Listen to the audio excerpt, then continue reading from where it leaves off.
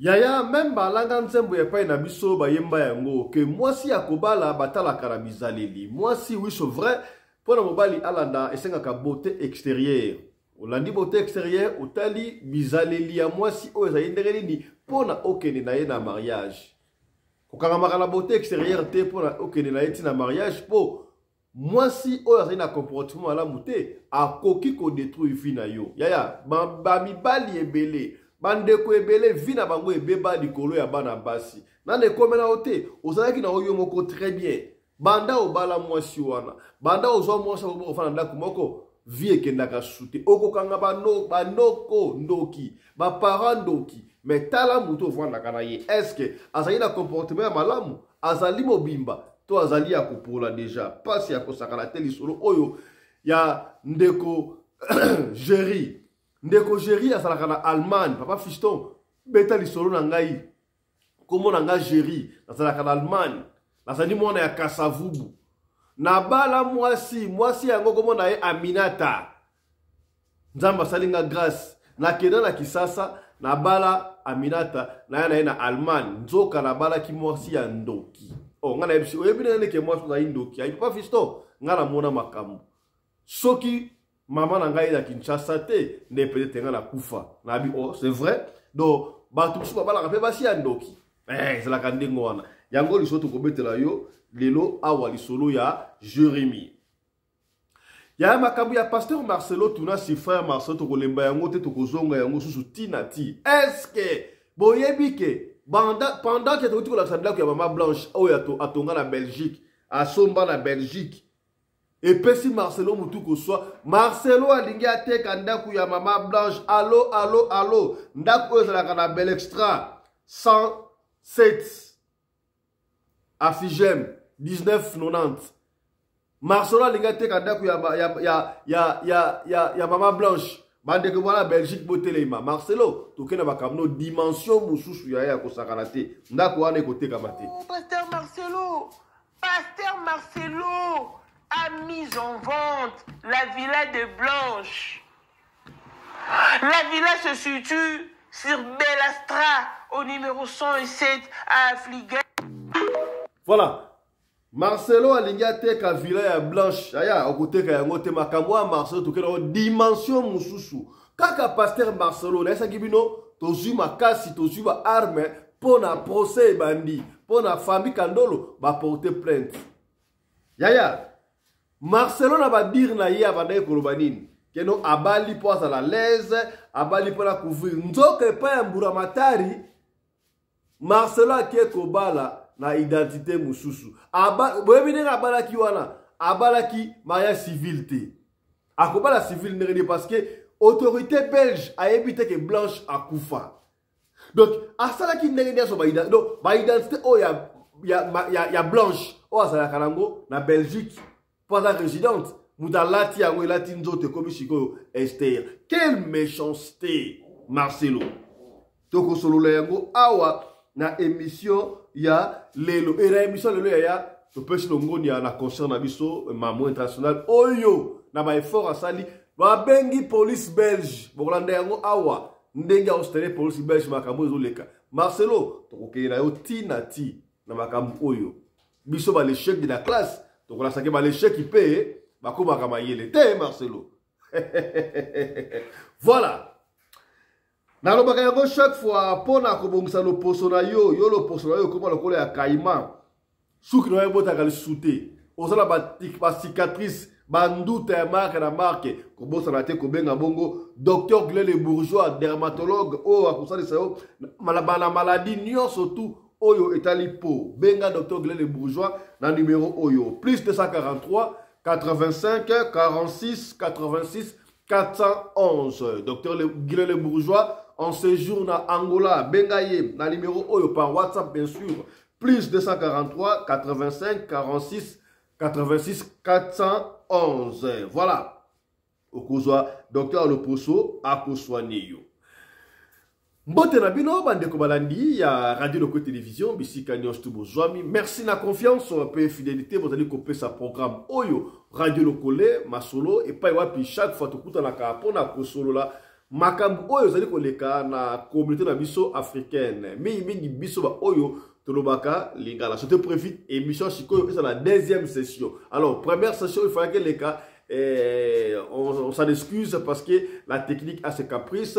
Alors on n'a pas pu tourner émission na biso à l'heure. To bani moi retard les lots, il y a pas de souci mais to récupérer en gros na deuxième session mais de toutes les façons ata la deuxième session les gisika bo ezali kaka ba information. Ya na ba ki yango de ba to ba de so le soleil pour to mama Marcelo. Batu ebele ba vi na bango ebeba. Ba mibali ebele ba vi na bango ebeba. Ezali kaka loki mibali na bebisaka basi ya vi. Mibali kaka te ba bebisaka vi ya basi. Même basi misusu ya ba bebisaka vi ya mibali. Ba exemple ezali kutu légion. Batu ebele ba vi na bango ebeba. Okomona garçon na zo ba coup de fil ebele kaka na ba solo autobetaka oyo. Okomona mobile jeune garçon ça là qui est très bien. Vie au marché. A meblanda kunaye, abanda de son normal, tango a komi kaka na mwasi wana vie baby, mako réaliser yango un peu plus tard. Misu baye ba kutu pete et memie pe na liwa. Par exemple, les gens, ba kufa pour na mabasi oyo. Alors, Jérémie bazalaki na Kinshasa, kaka dezalaka abundi, Jérémie a koma en Allemagne. Akendaki Angola. À côté Allemagne. À côté Allemagne, Jérémie Abundi, vie est comme stable. Vie est comme stable. À Solarana, maman, la bonne qui ça, na papa, la bande de konaye. Donc, je sais pour ça, Jérémie, à Francfort, en Allemagne. À Meblanda Kunaye, à la Moutou Kanaye, Moussa Naye, c'est bon, à Salara Moussa Naye, très bien. Alors, le coup la kaka ba maman ndenge bazala kabani kota Jérémie pression. Oh Jérémie, il faut bala moi nanga faut bala. Ah je sais qu'il y a comme na 36 ans sikoyo, il faut bala. Tala la ba koko de pression tellement les kaki ya kusakarate. Oh moi na boka salaka awa moi na malamu ya kemba na basi bazala bala malamu. Mabala commission oyo za malamu te. Oui c'est vrai, ba de commission bazo mabala ya commission et pesa bango pe fi esimba nango mena ba katu kebaka.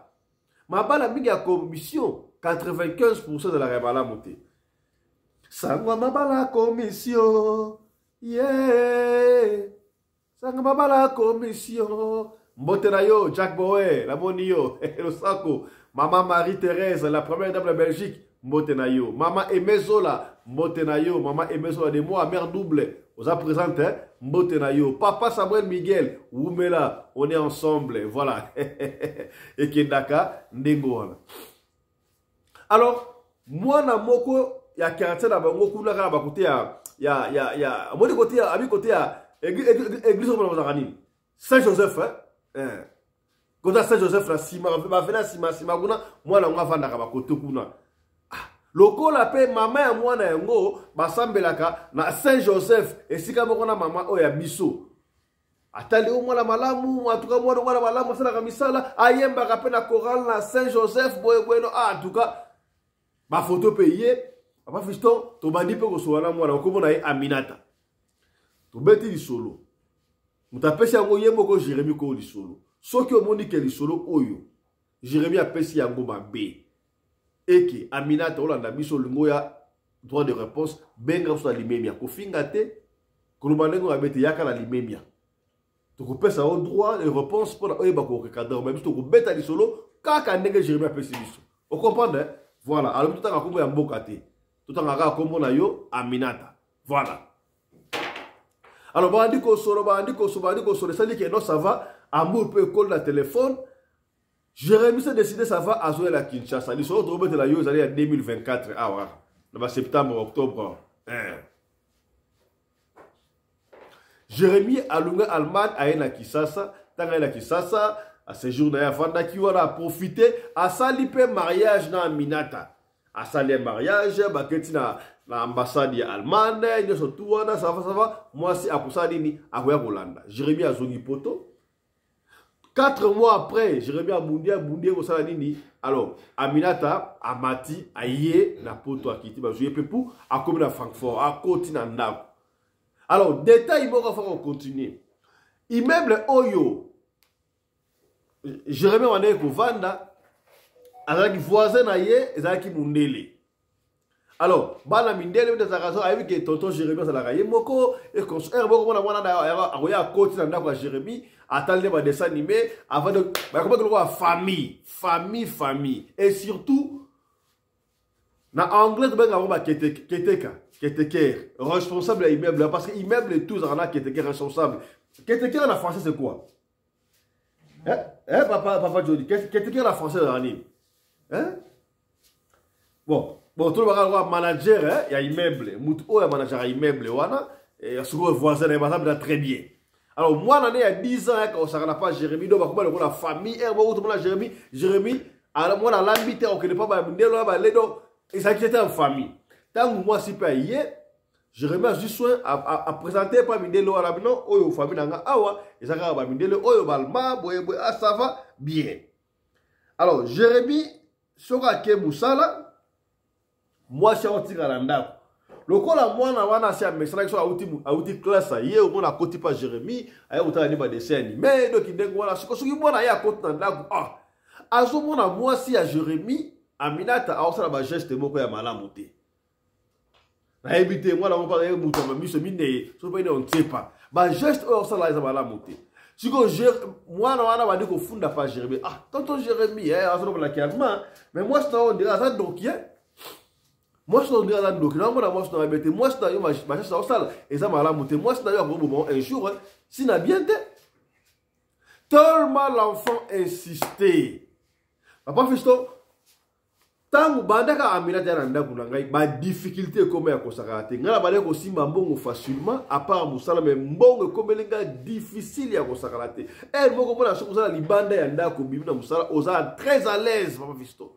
Soki ka okotika na ndako on va dire que bailler quand des commis esprit a bien été donc on se montre mal à l'aise moko boyi na kati ya ndako moi non tellement insistant qui trop moi je na yo za donc qui a kubuma yo ça attention il faut s'embela kabingi bino africain moi na 10 ans insistance ya marque oyo ça va ma boya que information te ngapela vérifier na bengi maman na biso na maman au moins de ba voisin na ngai wana moi na bango no besana na yo chaque aussi 10e fois so peut 11e fois aïssa ngaka moi stanga za duka bo mangai boye en tout cas là ça la attention mais c'est vrai maman asa moi na muke mais moi na muke makamba ngolo wape ça peu mystique et là comme on la comprendre était qui m'a pas que na koma banda Aminata ya soki na ça ndaku na moi lokola moi étouffement na moi lokola moi bien te moi kaka moko boye. Mais ce qui a bibi ka libanda ko za l'aise moko ko sakanate. Est-ce que on ça ma BPT? Ma BT. Lukana lukuna o vérifier pour moi été. Maman ya ba Jérémie akenda pa ya sango na bango na Saint-Joseph. Mikolo ba sango ba sango makambo. Ba pasteur te ba venture ba leki to lo ba frère Marcelo. Na monsieur ba nani? Batatu Joël. Nam soir na fingra banan. Kima ya violent wanan. Na Canada. Mukendi. Batente na batente. Tozongeli ba masango. Mama kenda na Saint-Joseph. Après culte matinal, akuta na sango, a expliqué sango talaboye, moi na nga bonalma, moi mama ngani boye ça va. Photo ya moi na ye eza wapi. Après ça, il photo à moi na ye, Jérémie photo na ngai, Jérémie na ya moi si na ye. Sango wana atindie pa ya sango o responsable na renouveau. Na renouveau. Kene ba salba kambuana. Sango wana ya renouveau. Atali assemblée, on ne sait pas, assemblée, nini, mais regarde, sango, ce qui peut s'appeler rosaire, ce qui peut nini, on ne sait pas. Sango a confirmé maman ya Jérémie, ou appelé sur oui, maman, moi si oyo, azaï na misala ya malamuti. D'ailleurs, Nzamba tali singa, ezali mariage à Liboso, on dirait moi na ya misatu, oh, troisième mariage, ya, ezambo ya moi na yo, n'est-ce pas? Baya koya na kisasa. Bauta Kisangani, n'est-ce pas? La Kisangani kuna abala mbalamoko akenda pe na Lubumbashi.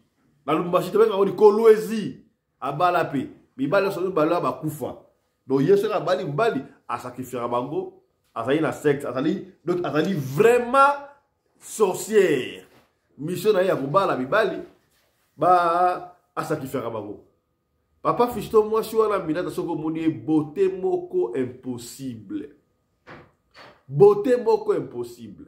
Lokola mama na biso asola la mama na bango bayemba na korala ba mama sango ya biso ngo desa bakabo za très grave yo ke na malembe tout na la mbeka ko vérifier pe tout na mama wana na yebto ko utiliser moyen nini ko yebisa mama wana bazalaka wapi avant ba ko la kisasa. Papa Fiston mama utiliser ba moyen nyonso tout à tout na mère abi oui tout kisangani et consort mais to le rappeler na baba ngoni likasi ali la likasi so likasi quelque part kuna il a compris que bakambo c'est solo abenga Jérémie oui t'as la savoir confirmer boye siko comment est-ce que on va se débarrasser dans moi si oyo moi c'est déjà donc avant de kuna siko mal à l'aise papa Fiston ngana yoka sonite na yebisa moi si on a Aminata clair Aminata na moni ngala on salama pour nous alate mariage salaki ezalaki erreur na ndako ya nga awa na ligi komona osute zwa oyo ko zwa awa bima na ndako na ngai po ozali ndoki na bi Jérémie yebisi moi si ndo yako fundo pambela kangi yo habité laisse manda kunanga na yebisi vérité yo yaki mission awa po mumangai ndego zao okota libala Lubumbashi okota libala la likasi mibali wana bakufa donc ngapela apambati soko yaki po meka pala ngai okosuka ale bima anda kunanga akobika bakabinyo lo bana bi Papa Fiston ala benanga biloko est-ce que atia bakaka na katite atia ba ina ta biloko na yebite mais j'avoue que chaque fois il y a sur la côte ndako na moi lokola ndako nanga eza soubiente lokola ndako nanga e comme ne tufuma loki so na libanda na zalaise njoka ndeko préparer. Papa Fiston na benga na ye na ndako abima akenda ça je dois avouer si ka o Aminata akenda na yebite est-ce qu'à Côte France akenda on ne sait pas ba pesa qui est mukanda asala mukanda 5 ans ndenge zawana la solution oyo elle est en 2024 mais mukanda na pela ko renouveler et ko senga ngana zala soka luki moyen msute ngana ko renouveler mikanda wana jamais soka na leo mutu babe na ngana toka la ki la kisasa mais na tiki wala pona mbawa.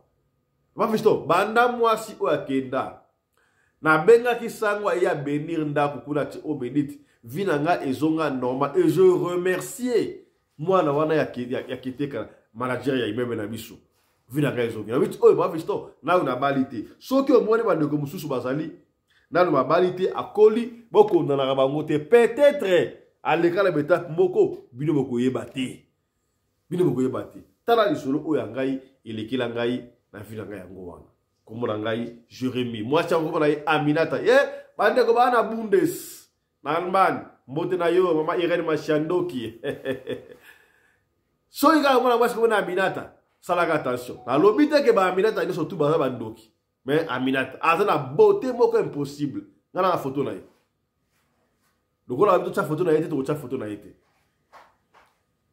peut-être peut a changer identité Achida Kombo, à l'ongwa Aminata Komba Sogina, mais Keba la bâche au beauté makas à la congolaise. Au Toulouba quitté, Touloubi. Voilà. Naïmi Palabino, Papa Labiso honorable Johnny Mabiala, après ça, en finaillé sur le solo Oyo, il y a Aminata, na Jérémie, Amoni Yango, Ndere Poye, Nzamba, c'est grâce à Katnaye, à Salé Makabwe, Belé, on est Gamba Solo Yabou, Yaza, quand la papa s'est ramsouidé. Papa Johnny, Mbotenayo, Boni Libota. Lecture na yo pona lisolo oya Jérémie na Aminata Boni yango ndengeni. Ya bandeko mbote pa nyoso bozwami kolo amona biso nzambe akanisila biso. Na masolo lisolo oya Aminata tango zo betango eza na dévoler bandeko nanga. Eza na dévoler parce que Aminata ndeko mbali komo nina ngabosani Jérémie ndeko Jérémie ndeko Jérémy yokanga malamu jamais okoki kobala après kobala osala divorce na modèle osali wana ese yokanisi ke soko kimisi obimisi ndoki na ndako na yo nde kindoki na esili parce que yo sala ki ne déjà alliance mariage eza déjà na kati na bino mibale boza déjà na alliance bosi pe bofani ndako moko donc osali otobingaka gaffe soko oye kobala obali lisusu deuxième fois ozosala ekobo personne nakoki kokabula oyo nzambe asangisi ndenge osalaki alliance wana boza na ye pour de bon mais yo bengani ye mpona substitution bobi substitution ya kindoki substitution wana osalaki osubstitutionaki aza na ndoki mais ozwi ye na kindoki te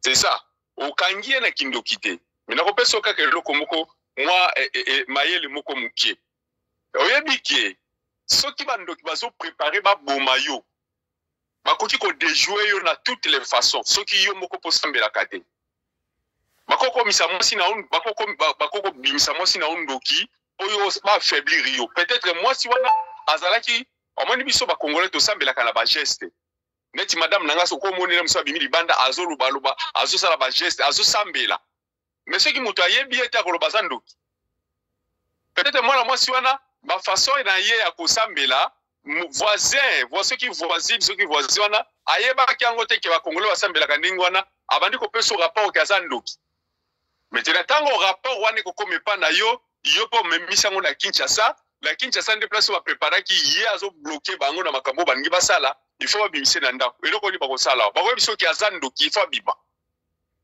donc yo ozangaki nde sagesse donc eza na deux volets sango akonfirme sango aza nani sango alobi akota babala deux fois yoka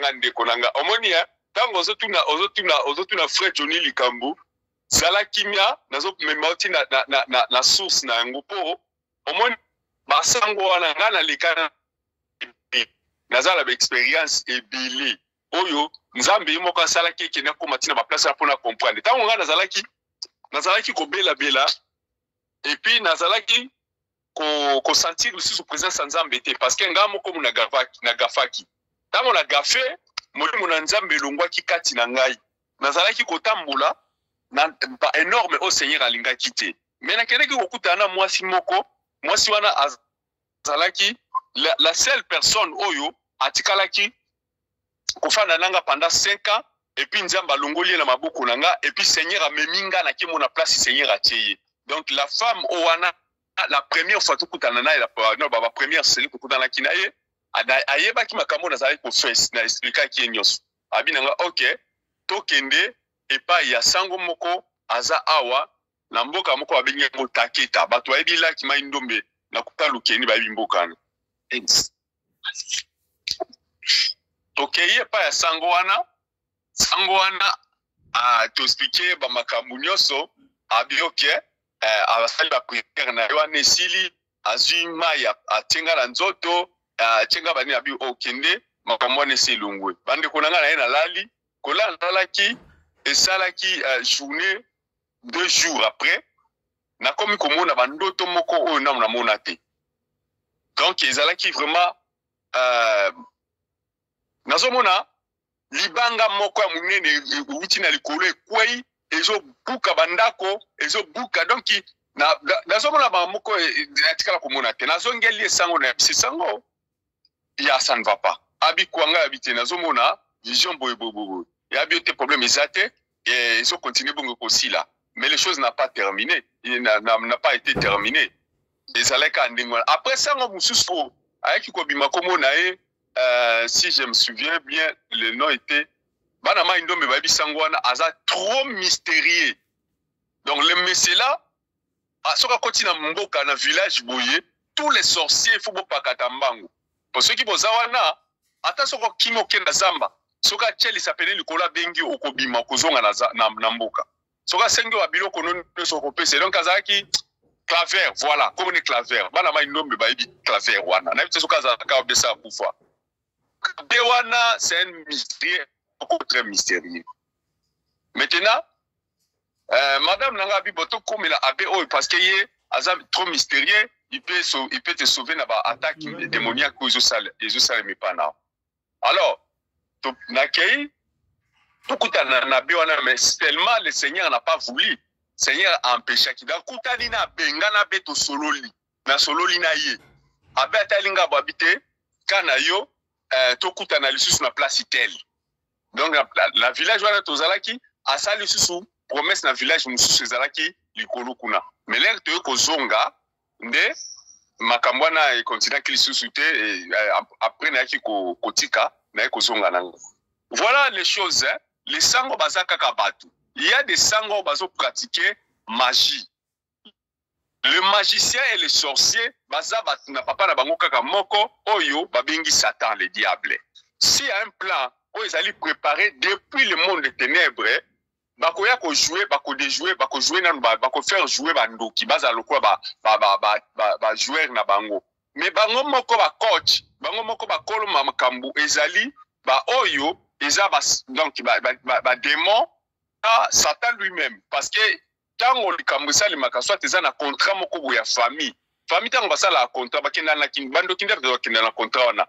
Mais contrat na tant bandoki bakufaka et tikalaka na maboko ya ba démon ezaka sino na maboko ya bandoki te ba démon de bato bakoma ko déjouer yango ndenge mona ka ba maladie monsieur komaka o héréditaire maladie moko ya famille maladie ezaka sino na maboko ya bandoki te ata bobomi ndoki o bomona ki aza ndoki ya famille akufi mais maladie wana ko continuer pourquoi eza na maboko ya ba démon. Alors moi si wana sûrement quant à moi frère Johnny sûrement azalaki ko prier le lenge na biso ba congolais. Amoni ba prière o ezalaka ya fait mutaso tambola solo baloba mundele ako comprendre yango te akomona ngoka ke oyo azo sala ben incantation parce que kindoki jamais mutako sala kindoki na moyi akosala ko ndengeni yo mutu normal bo mona ndoki o mona ndengeni parce que lui ndoki za na kati na esprit. Donc il y a des choses tout ça la na ba erreur sans que même oyeba. Bon, awa batine le sango, asale le ba cérémonie chelo ba mai nanda ko ainsi de suite. Est-ce que oye bien on se lève sur ces allants ko façade. Est-ce que yoyebi? D'abord yo moko na no priya kate. Pour naturel ntango bozo lo balikambo, donc il le bien priya nzamba la kisingabo. Yozo ko appuyer, oza ko s'appuyer na batu. Et là ko nini mutu ayebi mieux que Seigneur. Kwa ko la kiso keza malamu, ou bien za malamu te ko le kanzamba. Donc wana ezali gaffe ali boso eza gaffe mais ce qu'on a sozongela côté basi mususu oyo basala ka ete batinda ka bango na ba famille ainsi de suite pour gaffe ba vie ya baza na bango wana ezali ezanga kate nazo ba kaya ndeko oyo eza erreur asali erreur il a le mieux ye moko azwa conviction bondi la nzambe na ye ala kisayi. Parce que moi si waza koya kokota nanda kuna yo et que azo ko bonde la sala ba geste na yo bien azo sala incantation ndoka sala incantation na moite bandeko eza lokuta yo ndaza ngi bosusuli ba si mususu oyo to tolo ban na lobi na epa na ngai tango na mwasi nanga akufaki je pleurais pendant 3 ans na lela kaka bandeko nanga na lelaka oui na leli na singe loko na leli na banda ko lela teso na kera musala ndeza kakuna ba masa bozo solula mais soki a komi isolé place nanga moka na fa ma emiso komo kitanga kolela nanga la banda ko loba na saka kolola binkolo c'est toi qui a permis que ma femme a disparaître na mokili pour yeba ki yango ke soki ngala zalaki na Kinshasa na linga ki na combattre la sorcellerie wana mais toi tu connais oyeba ki yango bien ke ngai soki na zawana na kobundisa bandoki bakolonga mwasi na ngate. Pourquoi tu avais permis que ngala bima? C'est que ce qui a permis que ngala bima, c'est-à-dire yo linga ki mwasi na ngakufu. Wana vola liboso na ndakolo banankolo. Vola mi bale na ndankolo na binkolo, soki eza bandoki balia kiye, Seigneur, il faut yo venger. Et puis yo faut la kisangai, oyo azalaki na source ya ba problème wana. Et salema ki point, Seigneur a vengeaki. Et puis la kisaki nga source ya problème aliwa mwasi na nga. Après quoi na toka kikate la binkolo soki yo muto permetaki yango la kisanga place uchiye nde ezalaki kola memaki ngai na ki komona nde na expliquer ki bino j'ai vu et na yebi place yazali.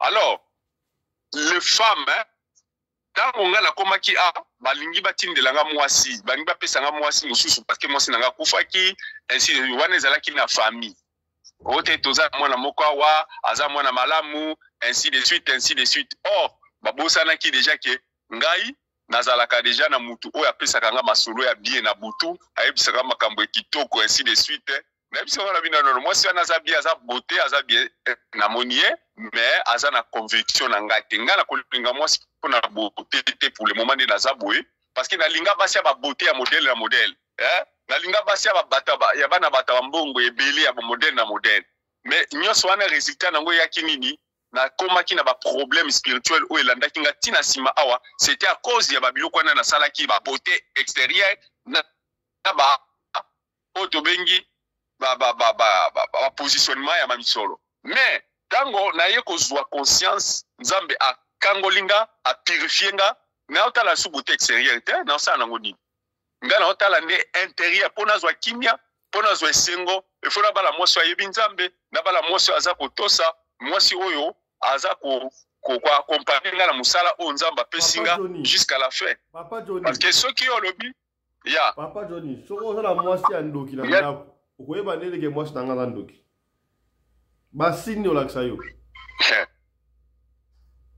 mwasi ya ndoki bayebaka ye na affichage na bizaleli est-ce que ndeko wana amonaki bizaleli moko ezalaki compliqué pona ye pona achasser mwasi wana bizaleli ya mwasi ya kindoki azalaka mingi na domination wana nazokatala mukuse po ezalaka penda eza séminaire mobimba mwasi waza na kindoki azalaka mingi na domination molimo ya domination ezalaka kati na ye akolinga ye azwa toujours au devant likolo na yo pas de respect pas de quoi pas de soumission pas de compréhension tout ça là eza ba chose à kindoki ba critère à kindoki donc posani moi idée na ngai na kende nango donc soki yo mwana na nzambe ozali na mwasi oyo aza kotia yo ba trouble aza kopesa o kimia te en tout cas il faut s'abstenir na mwasi wana parce que musala nzambe kotambola te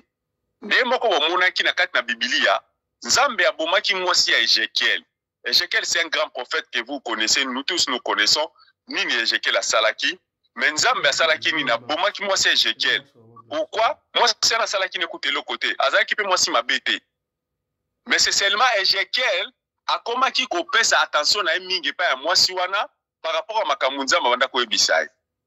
Ézéchiel akomaki kolinga mona ka beauté mwasi na ye soki nzamba lobi ne to pesa exemple bima na 8h kende pa ya frère pa ya frère Johnny kende ko pesa frère Johnny message yebisa ke na lingi frère Johnny asala likambo bopuna ngai bima na 8h na ndaku na yo kende kokuta na frère Johnny Ezekiel azolonga na ndaku na 10h 12h 13h pona nini po alingaki ka ko admirer la beauté de sa femme. Nekolo atalié abi o. Mwana mobali azo comprendre makambo nga azo pesa ye ou bien azo comprendre te. Ezekiel. Yo azo comprendre loko nga azo tinda ote. Alors yo loko zo la muka na azo so 8h yo komi la muka ba 13h po o mona ka beauté mwasi na yo. Nazo boma mwasi na. Mais tango la ko boma mwasi na yo Ezekiel, yo okolela ete. Okofanda mukolo tango mwasi na zo kufa, yo oko sokola le même jour wana sokola kata suki nao lata bakosi lata cravate na yo fanda pepele until mwasi no akokende kokunda masuki bakundi mwasi na otango kozonga zwa bilamba o wana longola me bapesa ke punition kolala ala se kombe de mois mopanzi moko babia balukate punition ezalaki wana mwasi wana kufaki c'était pas parce que azalaki mabe soit comment non azalaki nzambe mabete mais nzambe alongola ki pembeni Ezekiel parce que abandaki ko gêner plein ya nzambe et pas Ezekiel na beauté oyo azalaki na yango. Voilà, on va citer si comme conseil ne repose pas Jérémie. Une minute.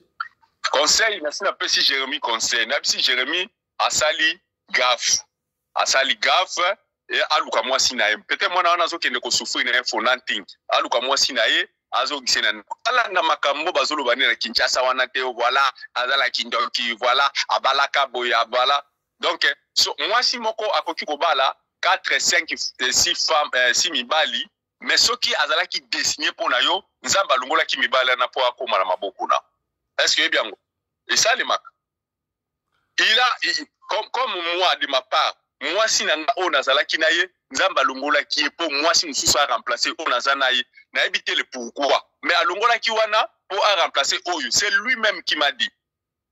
Merci beaucoup. Mais moi si wana asala elo côté na ça na problème imaginez-vous que na lela 3 ans pour toi au moins si na kutana na vie o azala ki na 99,9 ya ba critères onga Fredjoni na lingaka na nzoto na ye na bon moyi na ye na caractère na ye. Mais le Seigneur a longo lié. Merci beaucoup. Pour remplacer ngai. Donc eza te que ceux qui moi mibali ne yendoki. Non, wana na bitende bozo ke na makamu na bino. Mais au salaire so moi na batzo na ndaku senga e pardon o bonde la nzambe afongolo misu.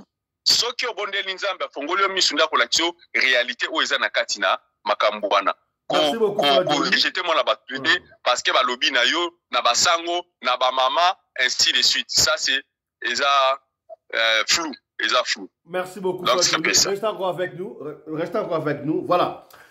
Tokolo basika makambo ya pasteur Marcelo la ote ko sabino la kisa kutu bino ndako mama Blanche asomba ki na Belgique. Papa Fiston baba la communauté de bien okolo mama Blanche asomba ndenge nini ata mama Blanche basombela ki basombela mais d'après ce que nous savons ndako oyo mama Blanche asomba ki yango yemoko ndako oyo ndako oyo eza na Belgique. Ndako oyo eza na Belgique. Mama Blanche asomba ndako oyo na motoki na ye. Yango esala ke Mama Blanche akoma résident. Siko chose grave. Likamutoeli awa Marcelo ye a falsifié ba dossier, ba document, soit déjà dans la liste d'appel moko. Basaki réunion na famille restreinte, ya Mama Blanche va ko makombo.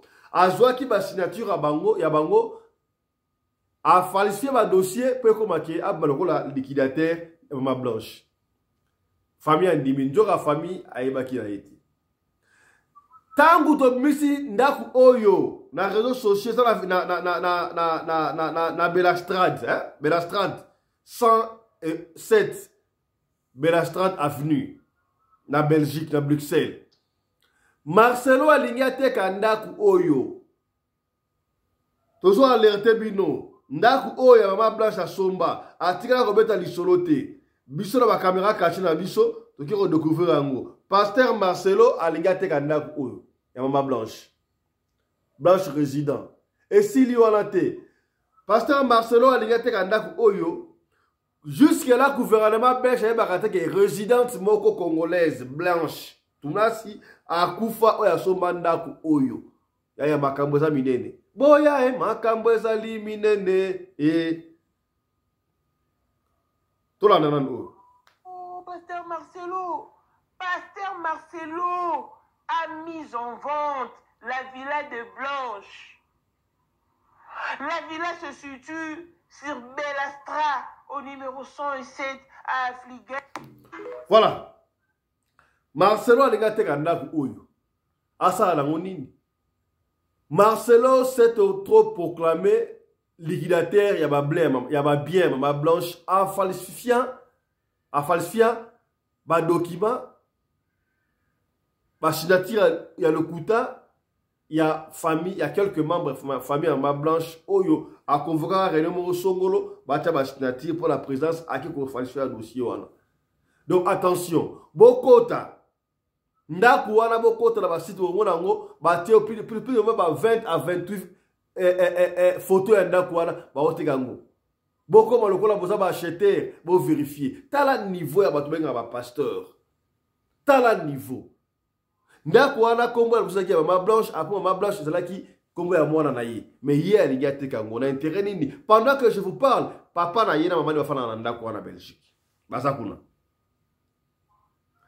Pasteur Marcelo yeta wa balaki alors ba kini noir sur blanc parce que ba kalosa ya kaloba na cher moko aosa ba vide na mutua On dirait algabe la liboma. Maka oba saka biso ki wana muke mutu bujaka on dirait ba dozonga na ebité.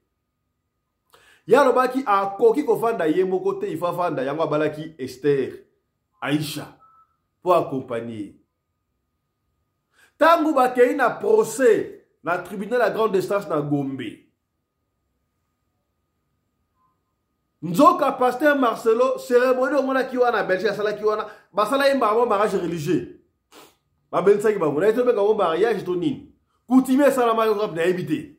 Civil et salamate. Yoka siko aventure. Ndakwa igete kama ndenge nini? Identité à Maman Blanche. Rappelez-vous, tout ce qui est passeporté. Mais évitez basali mécanisme nini. Aïcha pour ça autant Aïcha appelle azot misabaya ba forme Maman Blanche. Est-ce que bazi photo à Maman Blanche ba falsifier ba document ba tia na passeport ya blanche. Ya passeport bazi photo ya Aïcha ba tia na passeport à blanche. Ba sala bagula pe simba raté pour la sala ndeli. Donc habite oyo soki blanche. Soki Marcelo les gars ça na Belgique a co-utilisé Aïcha comme étant blanche parce que gouvernement belge a que blanche a koufa. Mais yo lunga ki osala l'aise. Voilà que na bana bazala wana. Soki bana bazate il faut bala pour na o sauvegarder bana na yo. Yo moko kokate. Na grande distance Marcelo ki kolobano abala ki mariage civil te alinga une communauté de biens yena Aïcha pour na a protéger bana na yi. Mais finalement il se contredit. Et personne n'a mutu ko soya. Landan Marcelo, le chèque de la classe Tinati. Landan logo. Comme ça, le pasteur Marcelo ne s'est pas marié civilement pour protéger ses enfants. C'est ce que ses avocats ont osé dire au tribunal de grande instance de la Gombe, devant le juge, le procureur. Ses avocats ont dit que M. Marcelo, c'est ce qu'il a dit. M. Marcelo a dit qu'il n'a pas voulu se marier civilement, donc à la mairie ou à la commune belge, avec Esther, parce qu'il aurait voulu protéger ses enfants. Ah bon, hein? Mais il a dit quoi devant l'église? Que le mariage avec Esther l'a sauvé, n'est-ce pas? Donc, on croit qui? Qui dit vrai, qui ment? Lui-même. Donc, Marcelo dit autre chose, Tounas, il dit autre chose. Hein? Je vous fais un petit topo de ce qui s'est passé. Le 27 août 2025 a eu lieu au tribunal de la Gombe. Il y a eu une assignation pour M. Marcelo Assoumani Jérémy au tribunal pour la famille. En tout cas, je vous mets l'assignation devant vous. La famille a demandé l'annulation du jugement qu'il est parti établir le 23 août 2025. Alors, le pasteur Marcelo est accusé de fraude bancaire, de falsification, usage de faux. D'accord? Il a fait signer une liste de présence aux membres de la famille, une partie des membres de la famille de Maman Blanche. D'accord? Et il s'est désigné, lui-même, il s'est auto-désigné liquidateur des biens de Maman Blanche, alors que sur l'acte de décès, Maman Blanche est célibataire. Ok? Maman Blanche est célibataire. Elle est célibataire, en tout cas, sur l'acte de décès. Comment pouvez-vous vous désigner vous-même liquidateur des biens d'une personne qui, de son vivant, était célibataire? Ok. Et le pasteur Marcelo a touché au compte bancaire de Maman Blanche. Donc, il est parti faire un jugement avec les signatures frauduleuses qu'il a eues en disant que c'était une liste de présence. Il est parti faire signer un certain membre de la famille. Et par ces signatures, il est parti au tribunal pour se faire désigner liquidateur de tous les biens de Maman Blanche. Ici, la famille demande d'annuler, il demande une ordonnance de la suspension exécutive du jugement qui a eu lieu le 23 août 2025, rendu par le même tribunal de grande instance de Kinshasa. Marcelo, lui qui n'était pas pressé de se marier, lui qui n'était pas pressé de vouloir faire les choses, pourquoi aller aussi vite au tribunal? Pourquoi falsifier des signatures? Pourquoi faire signer à certaines personnes en leur montrant que c'était la liste de présence pour montrer bien qu'ils étaient dans la réunion chez lui, alors que c'était absolument pas... Et en fait, ils étaient en train de lui donner l'accord pour devenir liquidateur des biens qui leur revenaient parce qu'ils sont ce qu'on appelle les héritiers de la deuxième catégorie. C'est la loi congolaise. Ici, il n'est pas question d'argent, non. Il faut savoir que quand on naît, il y a l'acte de naissance qui prend place pour montrer que nous sommes humains, administrativement parlant, et quand nous mourons, l'acte de décès fait office. Ok? Et il faut savoir que si vous êtes marié, vous êtes passé à l'officier, devant l'officier de l'état civil, vous avez acté votre mariage, vous devez absolument repartir pour le divorce si vous voulez dissoudre le divorce, ou votre mariage, en fait, si la personne est morte. Simplement. Simple. Et pour ce fait, il faut un jugement, en fait. Pour ceux qui ne comprennent pas. Pour que M. Assoumani Marcelo, il est obligé de dissoudre son premier mariage. Donc, à l'instant où on parle, les amis, M. Marcelo Assoumani Jérémy est toujours marié, administrativement parlant, à Maman Blanche. officiellement devant l'État, Marcelo est toujours marié à Maman Blanche. Tant qu'il n'a pas fait les démarches nécessaires comme passer dans ce tribunal et faire la dissolution des biens, des héritiers, en fait c'est un passage obligé au tribunal. C'est un passage obligé pour qu'il soit considéré comme veuf. Il est obligé de dissoudre son mariage. En fait, qu'est-ce que vous ne comprenez pas? Quand certains viennent dire que la famille est là pour demander de l'argent, ils veulent l'argent de Maman Blanche, ils veulent l'argent, ils ne sont là que pour l'argent. Non. Il faut savoir que à partir du moment où le tribunal, oui, parce que le tribunal de la Gombe l'a dit, le procureur, le juge a dit que M. Marcelo a fait une fraude bancaire. Il y a de l'abus de confiance, il y a l'usurpation, il y a faux et usage de faux. Dans ce dossier, ben, ça peut enchaîner le pénal. Pour ceux qui ne le savent pas. Donc les avocats de la famille de Maman Blanche sont en train d'agir intelligemment. Que vous le voulez ou pas, de toute façon, le civil est un passage obligé pour ceux qui ne le savent pas. C'est un passage obligé. Obligé. C'est un passage obligé. Donc ce n'est pas question d'argent, mais c'est question de faire les choses dans les règles. C'est ce que lui disait le grand frère. Il faut d'abord dissoudre le mariage avant d'aller se remarier. Parce qu'à l'instant où on parle, si le pasteur Marcelo se serait marié civilement, il aurait été dans 2 mariages en fait. Il aurait été marié 2 fois. Il aurait fait de la bigamie. À toutes ces personnes qui suivent ce dossier, sachez qu'à ce jour, son mariage avec Maman Blanche est toujours acté. Il est toujours marié à Maman Blanche, administrativement parlant. Le pasteur Marcelo est toujours marié à Maman Blanche, ok? Donc avec Esther, son mariage est nul. C'est un mariage qui n'existe pas devant la loi puisqu'il ne s'est pas marié civilement.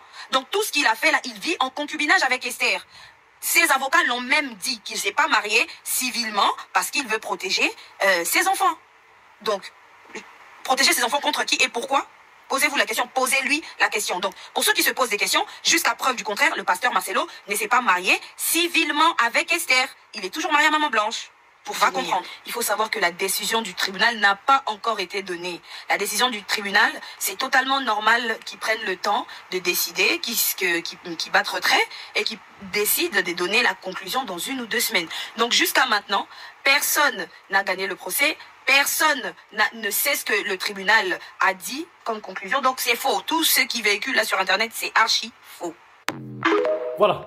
Je crois que c'est ça. Jusqu'à preuve du contraire, le pasteur Marcelo est officiellement marié, administrativement marié, na Maman Blanche. Yangoana a kende ko falsifié un document, a balou la liquidateur, a mandi ko teka ba bien. Oh, route n'a ko yebi la Belgique. N'a ko yebi la Belgique, elle n'a teka déjà. Heureusement que monsieur a eu enfant. Jusqu'à là, le gouvernement belge a quitté que pendant une année, maman belge a Koufa. Le gouvernement belge a quitté que Blanche a Koufa, une résidence beaucoup avant Dakar, quelque part à Koufaki.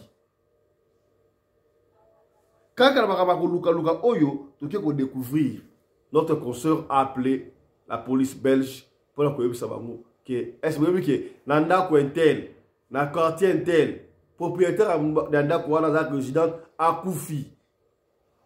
Donc, à Fungon dossier la police belge. Et ben détail goya. Tala batu oyo bosambela pas la ba pasteur. Ça doit pasteur. Tina niveau oyo. Toi dans intervention. Toi dans intervention, il y a appel, il y a police belge. Je vais juste annoncer ceci. On a quand même pu saisir la police belge. Quand on appelle la police belge.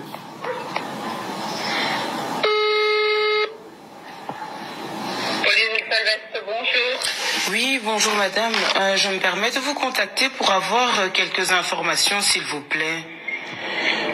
Au sujet de en fait, voilà, j'ai un petit souci, c'est qu'en fait, il y a une dame qui malheureusement est décédée l'année dernière, en juin 2024. D'accord? Et le souci, c'est que apparemment, elle n'a pas été déclarée ici en Belgique. Et c'est une résidente belge, en fait. Sa mort n'a pas été déclarée ici. C'était pour l'agent de quartier. Dites-moi pour quelle rue? Ah, la rue exacte, malheureusement, je ne saurais pas vous donner, parce que ce sont des gens que je connais de loin, en fait. Ah, ça va être compliqué alors. Ah, d'accord. Parce que alors, mis à part ça, mettons ça de côté, s'il n'y a pas la rue, parce que ça, je peux l'obtenir après, mettons ça de côté. Maintenant, moi, j'aimerais avoir juste des renseignements par rapport à cette situation, madame. Vous êtes qui par rapport à ces gens? Mais comme je vous ai expliqué, en fait, je suis une connaissance d'une personne de loin, en fait. Mais ça y est, on va pas vous dire, madame. Vous allez pas me dire quoi? je peux pas donner des informations sur les gens. Hein. Mais je suis tout à fait d'accord, madame. Je ne vous demande pas des informations sur la personne, ni le prénom, ni nom. Vous pouvez me donner la rue, comme ça je peux passer l'agent de quartier peut-être.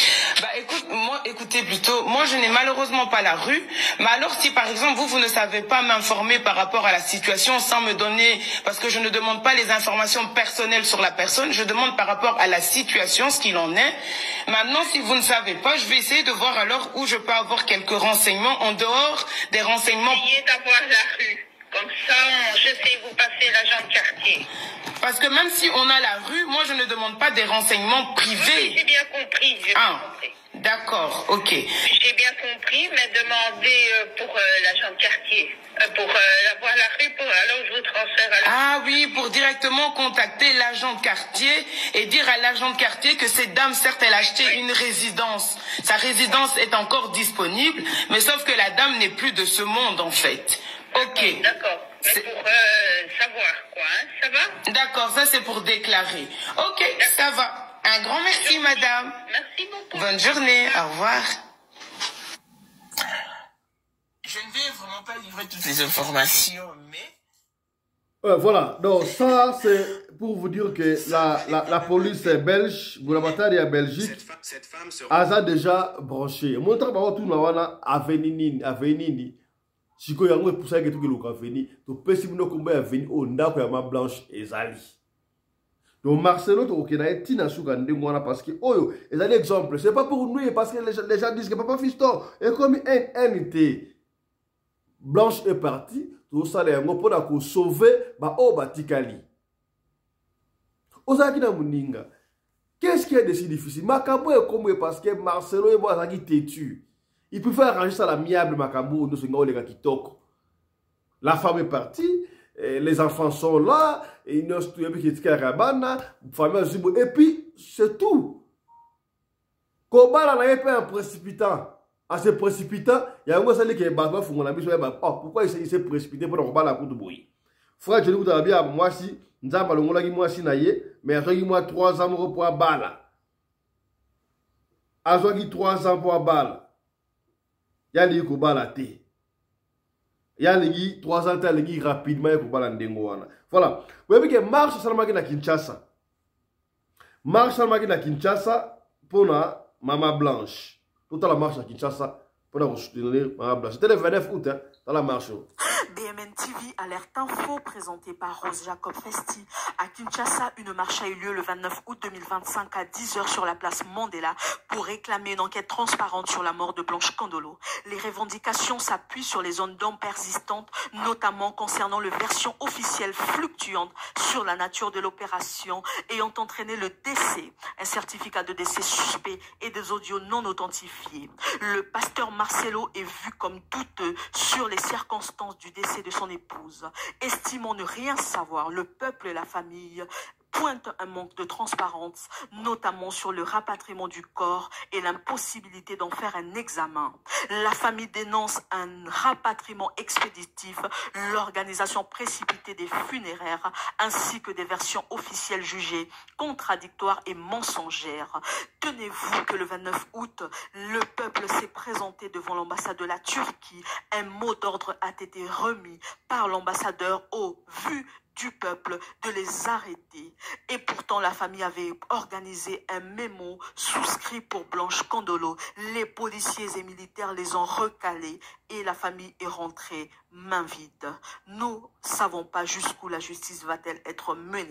Les révélations sur l'évolution de cette enquête ne peuvent pas encore être mises en exergue, étant donné que les juridictions nous obligent à tenir le secret. Vous serez informés sur la suite de cette enquête. Restez connectés sur la chaîne BMN TV. Votre rédactrice en lumière, Rose Jacob Festi.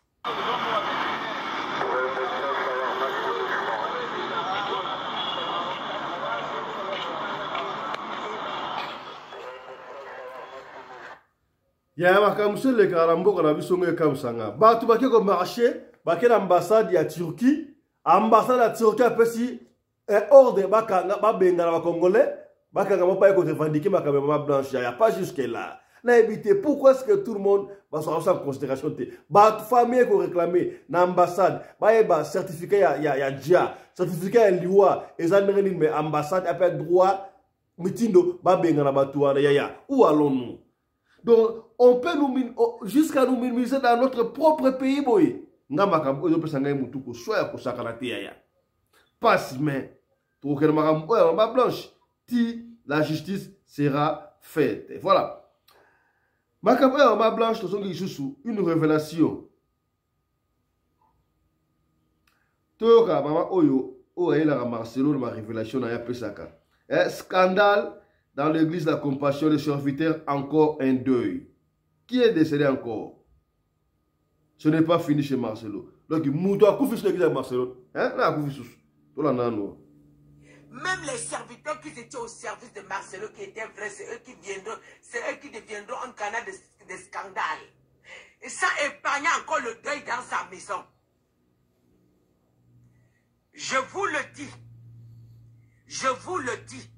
Vous voulez vous me traiter de tout, hein? Mais quand je dois donner un message, je donne tel que Dieu me donne. Vous allez penser que c'est toujours.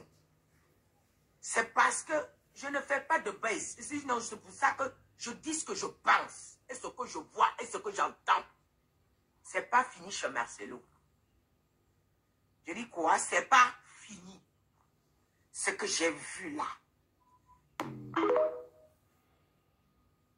Suivez encore ça. L'histoire de Marcelo, il n'y a pas de coup de fil? Il n'y a pas de coup de fil? Dites que je mens. Est-ce que Marcelo connaît l'histoire de sa femme seule? Vous n'êtes pas au courant? Est-ce qu'il n'y a pas beaucoup de pasteurs impliqués dedans? Est-ce qu'ils ne sont pas impliqués? Pourquoi vous ne dites rien? Est-ce qu'ils ne sont pas impliqués? Dites que je mens. Dites que je mens. C'est pas vrai. C'est la vérité. C'est la vérité. Vous n'avez pas fait ça? Est-ce que vous n'avez pas ça? Est-ce qu'il n'y a pas eu une réunion entre vous, vous tous les faux pasteurs? Toi, Ivan Castano, tu n'as pas confié à quelqu'un que je ne veux plus me mêler de cette affaire? Il n'a qu'à assumer, il faut qu'il paye le prix de sa gloire. Chacun doit payer le prix de sa gloire, c'est pas ça? Est-ce que tu n'as pas dit ça? Est-ce que tu n'as pas dit que chacun doit assumer le prix de sa gloire? Il a eu la gloire, il doit payer. Je ne veux plus salir toute ma gloire à cause de lui. Je ne veux plus salir toute ma gloire à cause de lui. À cause de lui, tout ce que j'ai fait depuis, les gens sont en train de découvrir. Non, non, non. Il ne mérite pas. À cause de tout ce que j'ai construit, tout ça. Est-ce que vous ne vous êtes pas appelé? Toi, tu as confié ça à quelqu'un. Maintenant, dans la réunion, tu dis, mais on va essayer. On va essayer comme ça. Lui, Marcelo s'inquiète. Il vous pose la question. Et vous dites, on va essayer. On va essayer. On va essayer. On va faire. Vous le trompez. C'est pas vrai? C'est pas vrai? C'est pas vrai? Voilà. Ouais. Donc, les gens s'interrogent.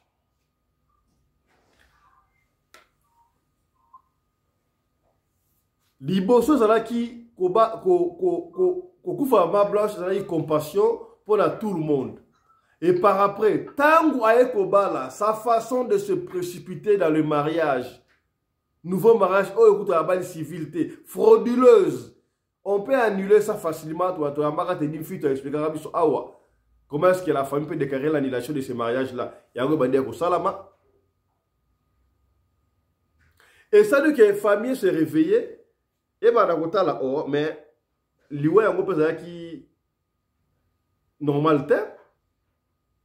Tout se fait dans la précipitation. On dit que tu as révélation et on dit que tu as audio et on dit que croyez-moi, ma kambo ko bimana no bimité. Passeport à ma blanche auto lukaona, il faut y en parquet. Donc voyez basiko Aïcha a aussi la passeport nini. Bomoni yango a qui est gouvernement belge a commis ce qu'on saisit kolonda ko wala kuna na belastra a kufa mama blanche. Bomoni est-ce que tu comprends Marcelo? Bato benga ba pasteur. On va finir avec vous parce que la régie me fait signe que tu as commis déjà la souka. Papa Johnny, réaction à yo sur Marcelo Sali a falsifié document à l'Okuta pour la l'équitateur maille blanche et famille repérée. Réaction à yo, rapidement, 2 minutes, on va finir. Bon, bandi konangai, makambo isa matata. Isa ba regret belé, hein, parce que d'abord, comment on a makambo pasteur Marcelo Sala, si c'est vrai qu'ils a réalité ou bien ils a réel, en tout cas, je regrette. Parce que moi, si oyo bandi na ina ba difficulté, nzamba élevé yo, okomi na misolo, et puis disparition na ye, et comme il la fête pas na, comment expliquer? Hein? Attendinga balaki wana, attendinga balaki. Il n'allait pas aya na ba biloba loba, ainsi de suite na bani inde na zokaye, azolo baloba si ya ko kozala mo côté, ainsi de suite. Non. Bon, ce que le quoi ko zala yo mo côté, famille wana il faut bango bazala bango moko po mwana na bango pa azati. Hein? C'est pas bon. Il fallait zala kana na habiter ceux qui peut-être azanga ki batu ba ko encadrer na maloba, azana ba conseiller.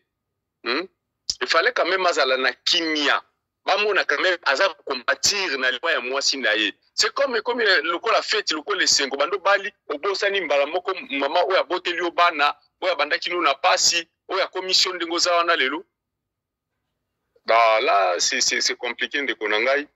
Il faut vraiment ils ont ça la passe hein. Ils appellent minga commenter mais tout à la canne mama on gozo ken. C'est vraiment difficile à digérer babilo kololengyo. Merci beaucoup. Pour nous, na